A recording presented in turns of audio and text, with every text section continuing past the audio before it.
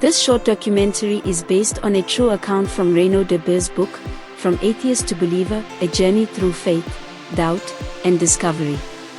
What you're about to hear is not fiction, it's a hidden chapter of South Africa's history, entangled in legacy, betrayal, and the pursuit of justice. As the De Beer family name became synonymous with diamonds, the real story was quietly buried until now. To uncover the full truth, and Reyno's remarkable journey of faith through it all, we invite you to read the book. The link is in the description below. The actual story of how the De Beers became connected with diamonds and assumed family wealth sounds more like a Hollywood movie plot than reality. It's a tale filled with intrigue, betrayal, and the relentless pursuit of justice, a saga that continues to captivate and confound. The first De Beer to set foot in South Africa was Jan De Beer, who arrived in the Cape Colony during the 1660s, right at the start of Dutch colonization. He worked as a wagon builder for the Dutch East India Company. Over time, the De Beer name became widespread and quite well known, with many of their descendants leaving their mark in business, politics, and agriculture. Many even became teachers of the Gospels. Fast forward around 200 years to 1871, when an ancestor, Johannes Nicolaas De Beer, according to the story we've all heard, sold his farm, Vooruitzight, which ironically means a prospect or outlook in English, to a merchant named Alfred Johnson Ebden for 6,000 guineas, roughly 6,300 pounds of the time. Although it was a small fortune back then, it was not even slightly as much as the 100,000 pounds Ebden received when he flipped it, selling the farm 4 years later to the government of the British Cape Colony on May 31, 1875, which then established the town of Kimberley and paving the beginnings of what we now know as De Beer's Diamonds. The marketing pitch, "Diamonds are forever," not only inspired movies but has also stood the test of time as arguably the most well-known marketing campaign in history. However, the De Beer family tells a very different story about what really happened with the sale of Vooruitzight. It's a lot grimmer, and one that's been buried and ignored for decades. Picture this: the heir to the original legal owner of the Kimberley Diamond Fields, a man whose family name is literally tied to the wealth of South Africa, yet the very people and enterprises that profit from his land have sidelined the De Beer family. For years, the De Beer family representatives have tried to engage with the Oppenheimer family, renowned globally for their mining empire, to settle this issue. But, much like the contemporary story where the original creators of Facebook struggled with Mark Zuckerberg to assert their legal claims, they've been met with either silence or stiff resistance too. It gets even more chilling when you consider that one De Beer family member is said to have narrowly survived a hail of bullets after leaving court concerning a related case. I must admit that whether the shooting had anything to do with the family's claim, we don't know for sure. Here's where things take a strange turn. After Johannes passed away on June 20, 1883, the farm Vooruitzight was passed on to his cousin, Jacobus Frederick De Beer, through a family arrangement. Jacobus held not only a last will and testament confirming Johannes's legal ownership but also the title deed to the farm, both of which mysteriously vanished after his murder in 1886. Then, 73 years later, in 1959, these critical documents were discovered in the government archives beneath the Union Buildings in Pretoria, right under the South African government's watch. Since that discovery, the De Beer family has persistently challenged the ownership and profits that the Oppenheimers and others have gained from Vooruitzight, but their efforts have been met with a simple ignore tactic, or outright dismissal of their claims. Despite all this, the Oppenheimers and De Beer's Diamonds enterprises continue to assert that the benefits they have derived from Vooruitzight, where their diamond mining operations, involving figures like Cecil John Rhodes, Barney Barnato, and even the Royal House of England, took place, are entirely legal. According to the unknown storyline, Johannes purchased the farm from Adam Koch, the Griqua leader, in 1854, just before the British relocated the Griqua to Kokstad in the British natal colony, which actually was the Kingdom of the Zulus. This move followed the Sand River Convention, which granted independence to the Griqua and the two Boer republics. The Griqua, a tribe descended from the interracial relations between the Dutch and the Khoi, was seen as a nuisance by the British.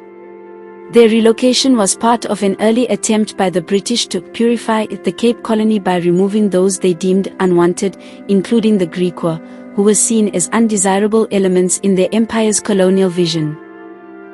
On the other side, they encouraged the rebellious Dutch, those resisting British rule, to establish their own republics in largely uncharted areas of Dark Africa, which the British deemed of little value at the time. The deed of sale between Coke and Johannes happened several years before any diamonds were discovered in the area, and it was a straightforward land sale, no strings attached. The Griqua wanted to make sure they wouldn't lose out when the British arrived, so Coke rather sold the land to Johannes to protect their interests. Then, in 1867, a 15-year-old boy named Erasmus Jacob stumbled upon a transparent rock on his father's farm situated within the independent Orange Free State Republic, near today's Kimberley. That rock turned out to be a 21.19-carat diamond, later known as the Eureka diamond. Only 4 years later, in April 1871, a hermit digger found diamonds on Vooruitzight, and by July that year, more diamonds were discovered at the hillside of Colesberg Kopje, now the site of Kimberley's Big Hole. Johannes saw the opportunity to make some money and issued claims to the prospectors, but the discovery at the Kopje was a game-changer, and before Johannes could even think about the situation, thousands of prospectors had flooded the area, making it impossible for him to control the chaos. Ironically, Vooruitzight was invaded mainly by European immigrants who were not citizens of either one of the Boer republics. The De Beer family believes that this invasion was intentional to create the disorder that erupted. Once Johannes and his family had to literally flee for their lives from their farm and sought refuge in Dryhoek on the border of the Orange Free State with the other Boer republic, Zuid-Afrikaanse Republiek, South African Republic. The immigrants miraculously got controlled, and Ebden continued to further issue claims orderly for his own gain. At this juncture, the prevailing narrative suggests that Johannes sold the farm. However, the De Beer family asserts that the transaction was not a legitimate sale but was coerced, given the turbulent circumstances Johannes faced. Furthermore, they contend that the payment received was merely a down payment on a much larger agreed sum, with subsequent installments, or even dividends of a joint venture, never being paid to Johannes. Unbeknownst to many, a Brit by the name of Stafford Parker, who self-claimed the title of President of the Rogue Diamond Diggers Republic, also known as the Klipdrift Republic, encompassing the land around Kimberley, was in fact a mobster and Freemason, and apparently business associate of Ebden. He became the commandant of the prospectors, who had grouped themselves into a gang-like structure called the Mutual Protection Association, and was directly responsible for the land invasion of Vooruitzight. Stafford Parker, always immaculately dressed with a distinctive large white top hat, resembled the notorious William the Butcher Poole of the mid-1800s Bowery Boys gang of New York. After successfully hijacking Vooruitzight, he moved on to the ZAR, where he established the Leidenburg Masonic Lodge and infiltrated the Boer government, even being elected to the ZAR's Volksraad, Citizens' Council, as an obvious British agent. However, there's a twist. In 1871, despite the Boer Republic's independence under the Sand River Convention, the British boldly laid claim to the mineral-rich lands of Griqualand West, which then included Vooruitzight. This territory was unlawfully annexed from the Free State, which, unable to confront the formidable British Empire, was compelled to accept the tenuous justification offered for this move.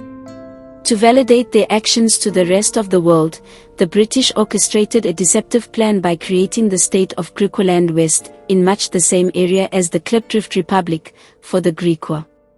They manipulated a Griqua named Andries Waterboer, a mere puppet whom they falsely claimed was an agent for the tribe's real leader, Adam Coke, to request British protection against a potential invasion, apparently expected to come from the Boer republics. The British justified the establishment of Griqualand West by claiming that this land had been promised to the Griqua under the Sand River Convention and that their prior relocation to Kokstad had only been a temporary measure.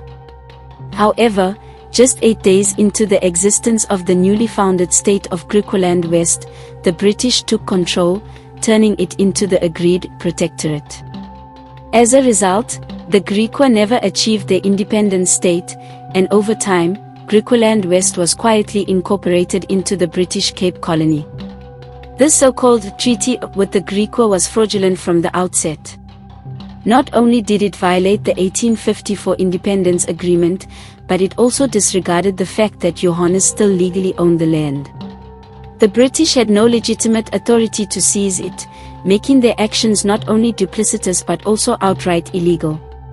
The situation took a darker turn with the 1886 murder of Jacobus, possibly organized by Parker. He was shot at Camildrift on the outskirts of Pretoria, clung to life for 8 days, only to succumb to a fatal knife wound inflicted in the hospital. Until today, this murder remains unsolved. Adding to the mystery, the will and title deed, which had been entrusted to a certain Justice Schutte, vanished without a trace after his death. These critical documents remained lost for decades, only to resurface much later in the government archives, tucked away beneath the Union buildings in Pretoria. The De Beer family has been relentlessly pursuing justice ever since, in the hope that one day the government of the day might come to their rescue, for what it's worth. The De Beer family feels that the name De Beer's Diamonds is a slap in the face of their family and the true legacy they have left behind. It's as if the Oppenheimers know that Vooruitzight still legally belongs to a De Beer descendant, but they are confident they'll never see a cent of it, because the Oppenheimers are regarded as the lawful beneficiaries of the proceeds. And so, the story continues, as the De Beers press on in the fight for what's rightfully theirs. So, here's the big question: why is the De Beer family name still tied to De Beer's diamonds if there wasn't some sort of ownership connection, either way back when or even now? If the story goes that Johannes had nothing to do with starting the original diamond mining operations, why would the De Beer family name be plastered all over a brand that's recognized worldwide? Lastly, but surely not the least, if there was a massive diamond rush at that time, why would any sane person sell such valuable land at a fraction of the price it was actually worth?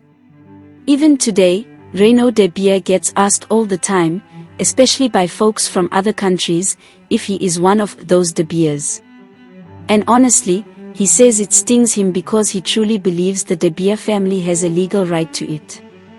But in today's world, it feels like the De Beers have been written out of the story, and all the credit for the diamond boom in southern Africa goes to Rhodes, Barneto, and the Oppenheimers.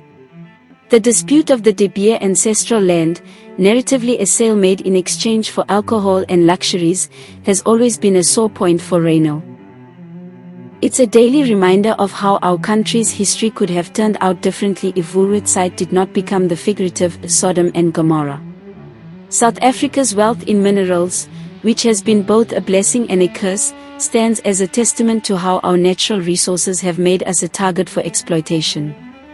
Despite being the richest country in the world for non-energy minerals, in terms of a 2010 bank report from the United States of America, this very wealth has led to many struggles.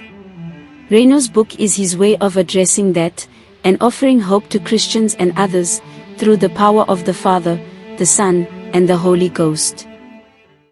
Thank you for watching our very first AI-assisted short documentary. We welcome your constructive feedback to help us improve.